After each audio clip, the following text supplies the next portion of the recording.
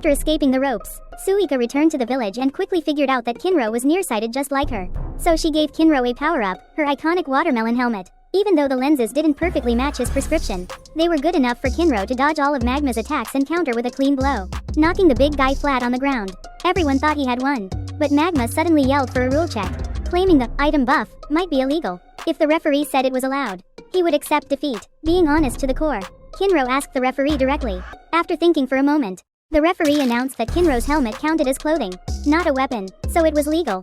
Unfortunately, that very moment of distraction became Kinro's fatal mistake. Magma took advantage of the opening, struck him from behind, and knocked him unconscious. Kinro lost the match, but at least he had forced Magma to burn a lot of stamina, giving Kohaku a better chance later. Next came the second match between Chrome and Mantle. If the first match was intense, this one was ridiculously goofy. The two of them charged at each other like fighting children. But Mantle didn't need to win. Magma had already ordered him to throw the match so Kohaku's fight could begin sooner. Kohaku, however, didn't make it back in time after checking on Suika and was disqualified.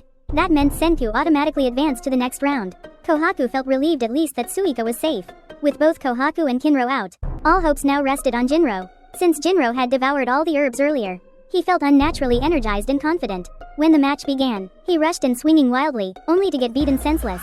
But his dumb, unwavering confidence slowly intimidated his opponent, who kept backing toward the edge of the arena. Eventually, Ginro landed a lucky decisive blow and secured the win.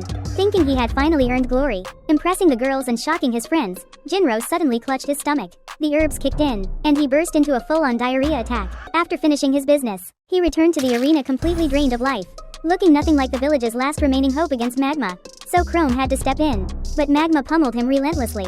At this rate, no amount of toughness would save Chrome. Knowing he couldn't win with brute strength, Chrome turned to science. He planned to use the lens from Kinro's discarded helmet to focus sunlight and burn Magma's clothes. But Senku instantly noticed the flaw. To concentrate light, you need a convex lens. Suika's glasses were concave, they spread light instead. A 1,000,000,000% guaranteed failure. But Chrome wasn't clueless. While holding the helmet, he had cried and sweated all over the lenses, filling the concave surface with water and turning it into a convex lens. As long as his hands didn't shake and the water stayed still, he could focus the sunlight. The only problem, it needed time. Magma, of course, wouldn't just stand still and let that happen. Right at that moment, someone who had been away finally returned, Jin, the ultimate mentalist. The moment he arrived, he immediately understood Chrome's plan and asked Senku how long it needed. After doing some lightning-fast calculating, Senku answered, 60 seconds. So Jin began his psychological warfare. He climbed onto a roof, pretended to cast a powerful curse on Magma, and shouted that if Magma dared to move even an inch, his heart would explode like fireworks.